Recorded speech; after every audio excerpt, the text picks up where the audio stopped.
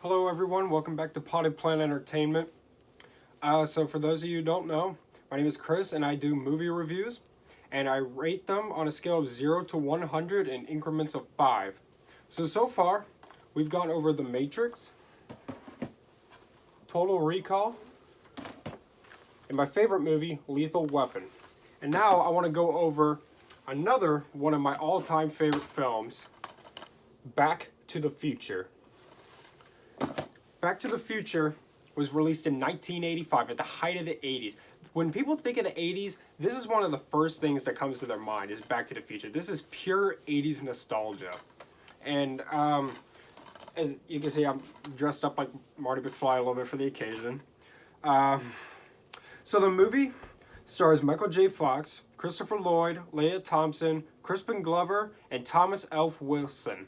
It was directed by Robert Zemeckis and is produced by Steven Spielberg, Kathleen Kennedy, and Frank Marshall. And it tells the story of a 17-year-old high school student named Marty McFly, who's best friends with a scientist named Dr. Emmett Brown, much older scientist. And it's never really explained, but they're good friends. And Dr. Emmett Brown invents a time machine. He invents a time machine, but the time machine is in a DeLorean, which is an old car that wasn't produced for very long because it wasn't very popular. But he made a time machine out of a DeLorean. And he was test running it with Marty when some Libyans came to kill him. Because in order to power it, he had to put plutonium in it. But you can't exactly just access plutonium. And so he had to get it from terrorists. And the terrorist wanted him to make a bomb out of it. So he's like, all right, I'll make a bomb. But he really used it to power his time machine. And so they came to kill him. And they shot and killed him. And Marty jumps in the time machine. And the terrorists chase him around the parking lot of the mall they were testing it at. And he accidentally jumps through time. And he goes back from 1985 to 1955. Where he meets his parents in high school. And his mom, I'm not going to tell you how, but if you haven't seen it, but his mom falls in love with him. He prevented his mom from falling in love with his dad, and instead she fell in love with Marty. And so he's got two siblings, and so he screws up their existence in time, and he has to get his mom and dad to fall back in love so that he won't be erased from existence. And he meets Dr. Emmett Brown from 1985, because like I said, he's much older, and he explains to him what happened in 1985 and that he invents time travel and stuff. And so he helps him to get his parents back together and to get back in time because they don't have plutonium. And so they have to figure out a way to get the DeLorean working again. Really, really great movie. It truly is one of the greatest movies ever made. Some people say it's kind of cartoonish, but it's great, trust me. It has an 8.5 out of 10 on IMDb. It's won an Oscar award for Best Sound Effects.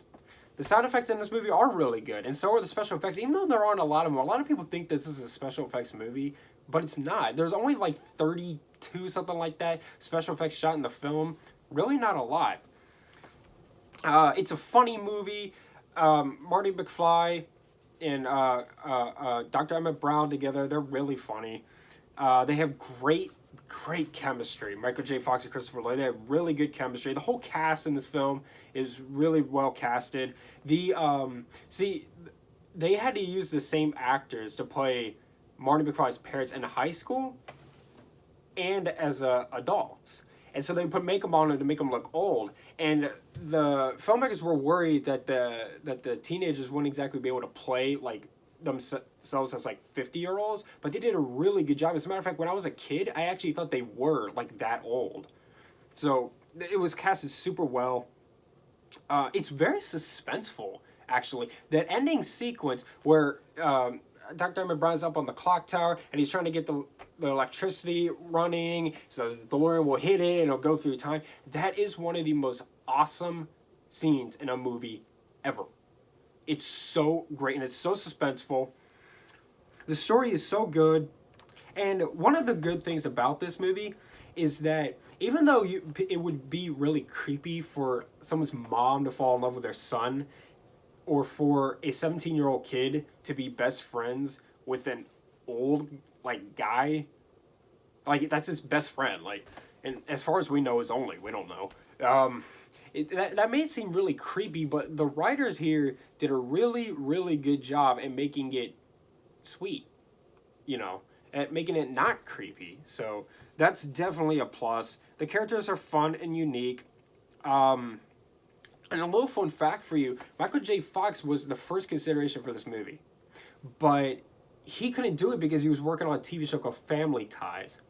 And so I forget the name of the gentleman, but they got another guy to do the part. And they filmed a good chunk of the movie, but they kept looking at it and thinking, this isn't right. This needs to be Michael J. Fox. And so they ended up managing to get him, even after they had failed to do it before. And they reshot everything that they had already filmed with Michael J. Fox. And it's a good thing that they did because Michael J. Fox was so great in this movie and the sequels. There's 2 sequels to this. I grew up with this movie. Me and my family, we used to rent it from Blockbuster all the time growing up. It's really, I can't wait to have kids and I can show this movie to them because they're going to love it too. It's a great, great film. On a scale of 0 to 100, Back to the Future absolutely gets a 100. Without a doubt. If you like this, subscribe to Ponded Planet Entertainment for more. Thank you so much for watching. Much love.